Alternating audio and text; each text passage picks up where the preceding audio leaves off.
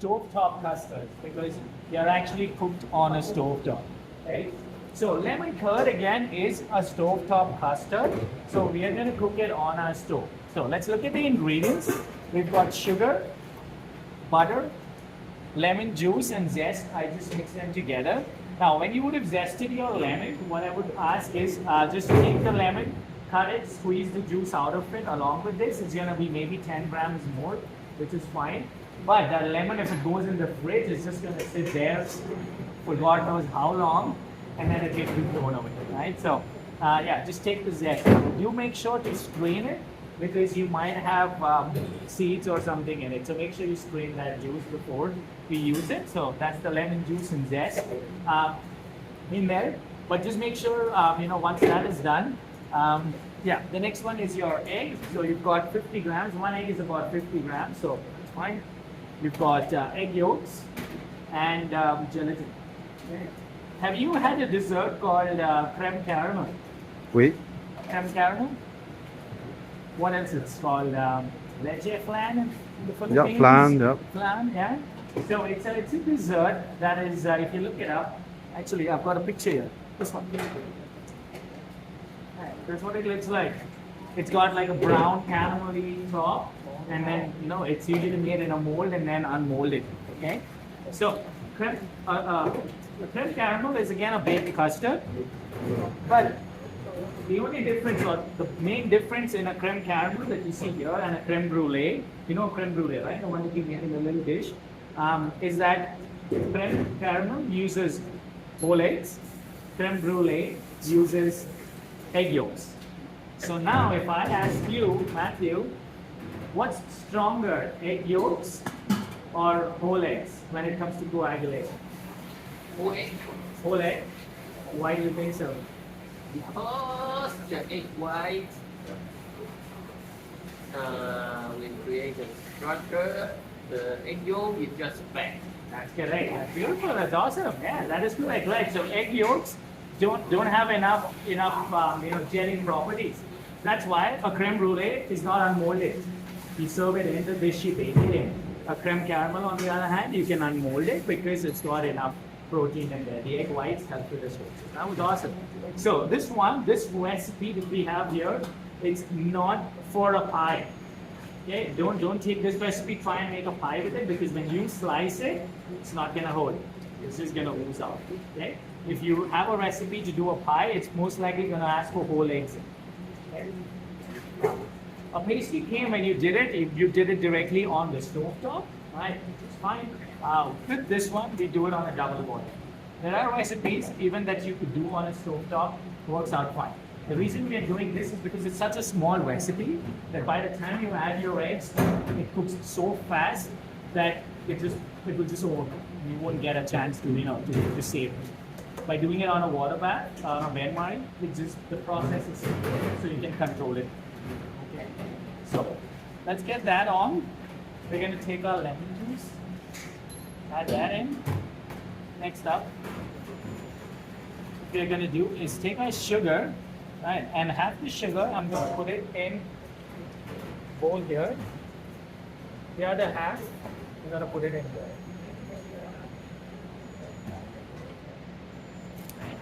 That aside, butter can stay aside. Okay, and then my whole egg and egg yolks is going to go in there.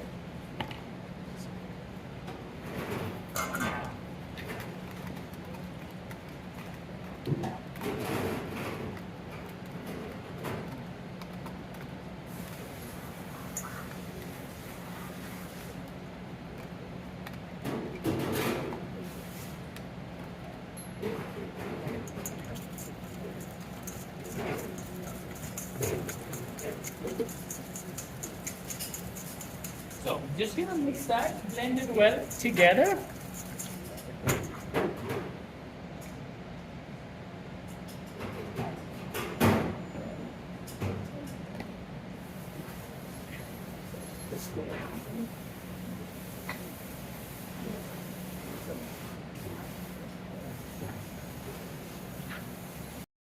Gonna mix that. Now, the one ingredient that we didn't talk about is gelatin.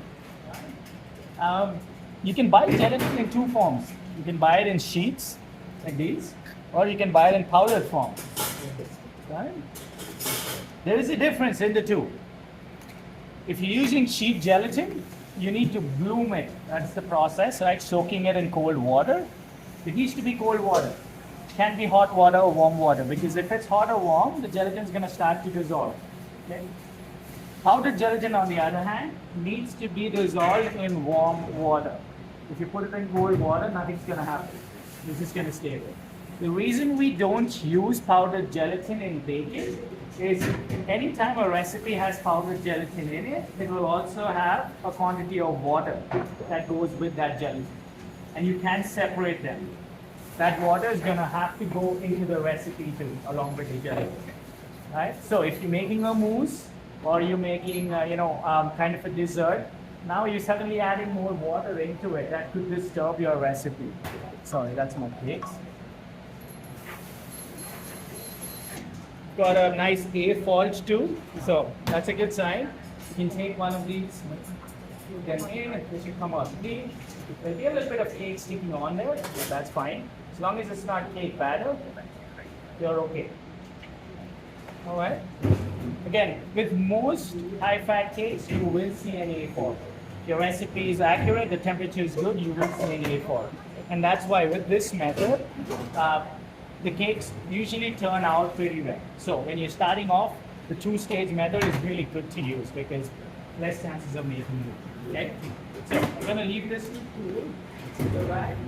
So I was saying, if you're using this, you shouldn't be using this for desserts. This is mainly for hot side cooking.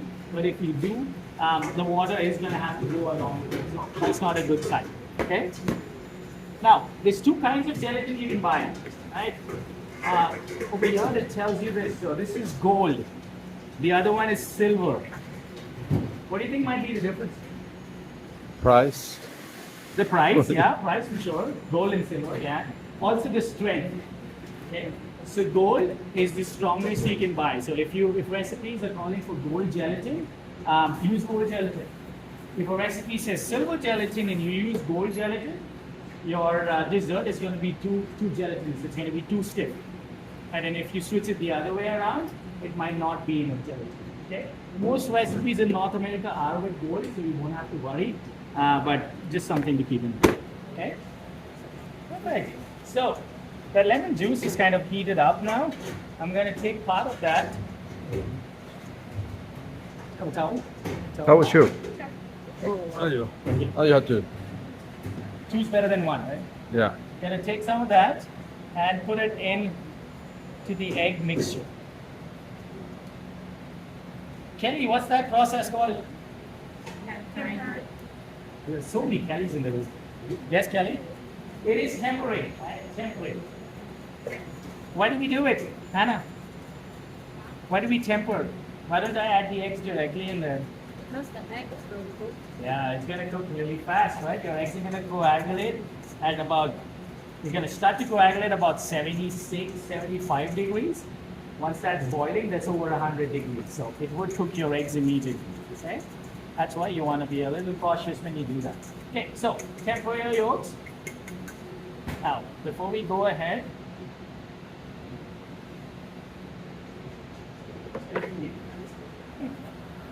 before we put it in.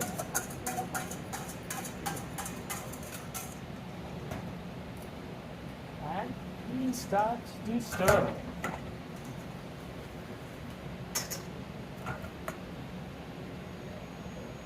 So using a rubber spatula, we're just going to move this around. Yeah, we're going to take this up. We're going to take this up. The recipe says 75, 76 degrees. I don't think it's going to be stiff enough at that. So I think we take it a little bit higher to about 80 degrees.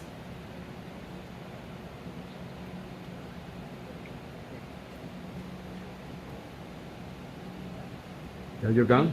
Can you There's on my table. That's okay. This time for me. Smile. Thank you. Thank you so much. All right. There we are. 66. It's still a little far away, but it is going to be slowly. The reason I'm not using a whisk is because if I keep using the whisk, it's going to make air bubbles. And there's going to be a lot of air bubbles in there later on. So, unlike a pastry treat where you have cornstarch in there, this one doesn't have cornstarch. So, it's not really going to get too thick. Okay, it's going to be almost like a soft jam-like consistency at the end. 17. When you're cooking this, it's not going to get too thick. Don't expect it to get too thick. Right? The main purpose of doing this is to just make sure we cook those eggs. Right? That's the main goal. The thickening is going to happen with the butter and the gelatin. Those are the two ingredients that are going to play that part. 70.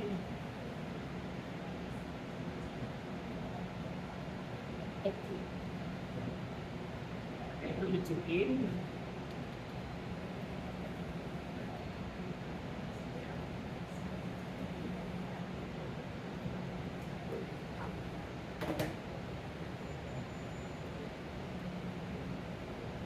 You can do it to 85. You can do it till 85. What are you looking for? I'm looking for 80. 80. 80, yeah. The reason you want 80 is to complicate, right? Yeah, just to make sure the eggs are cooked. Yes. There will be a little bit of thickening. It won't be too much, but there'll be a little bit.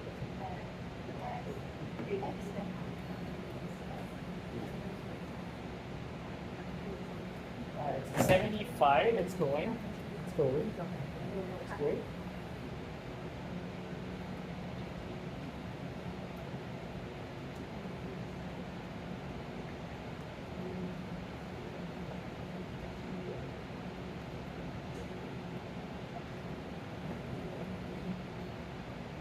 All right.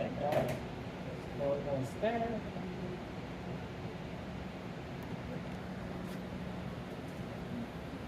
Okay. As this is cooking again, you want to make sure you just grab everything from the side because with the heat, there's a good chance that that might begin to cook. The eggs might begin to cook. Okay, so just be cautious with that. If it's going too fast, turn the heat down. That one looks good though. So, that one's looking good. Let's take it off. Okay.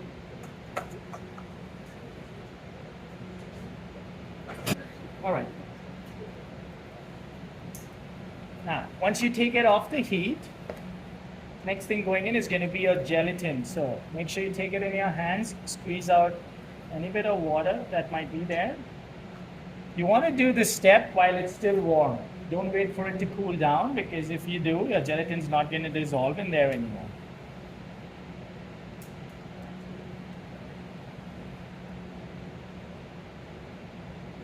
Right. And as soon as you put that in, you'll notice gelatin's gone, gelatin's dissolved. Right. Now, the final process is adding the butter in. And this is an important step. Okay? When you are adding the butter, try not to dump everything in there. Because if you do, lemon juice is kind of like water, so it's liquid based. You have fat. Right? So you're trying to mix fat and water over here. When you do that, it needs to be mixed in slowly so that it emulsifies. Right? If you just dump everything, the butter is not going to blend in and it's just going to float on the top. Okay? So what I like to do is to just break them up into small pieces and work them a little at a time. Okay? The butter is going to do two things. It's going to give it richness. It's going to give it flavor. Right now, it's also going to help cool down your lemon curd. Okay, so those are the two steps your butter is going to be playing. Now, if in case you get to a stage where you've added all your butter in, your lemon curd is already cooled down, but you can still see chunks of butter, don't panic, it's okay, it happens. The way to fix that is we're going to have to use a hand blender. Right? So we'll just put it in a deli, we just use a hand blender, blend it down, and that's going to help you. Okay? Now, whenever you do pastry, cream, lemon curd, or anything that is thickened with egg yolks, once you put them in a container and let them sit in the fridge, you want to avoid the urge of going and keep stirring it. Because what happens is if you stir it, you keep agitating it, the binding between the egg breaks, and then it just gets really runny. So that's why the pastry cream, you make it once, you put it in a hotel pan or a deli, and when you're ready to use it, you just take it right out and use it. You don't whip it, you don't do anything to it, right? Same thing with the lemon curd, no mixing, you just scoop it out of the container that you have it in, and you start using it. Okay, so those are some pointers for when you do lemon curd. The same recipe can be done with passion fruit. If you want to make a passion fruit curd, you can also do it with maybe a calamansi, yuzu, some of those fruits. You can't do anything sweet. Right? When we do these, it's really crucial that you have something citrusy. So maybe an orange is okay, a grapefruit's okay, but don't try to make like a strawberry curd because what happens is with strawberries already have quite a bit of sugar in them, and when you add so much more sugar, it just becomes more like a jam. It's not a curd anymore. So something to keep in mind. Okay, so just gonna add this in. All my butter goes in, and that is it. Once it's all done, I'm gonna transfer it into a deli. And you put it in a deli, one thing you want to remember is when you want to put some saran wrap on the top, similar to what you did with your pastry cream, right? Touching the top, otherwise it forms a little skin. And then that just means you're wasting something. Okay?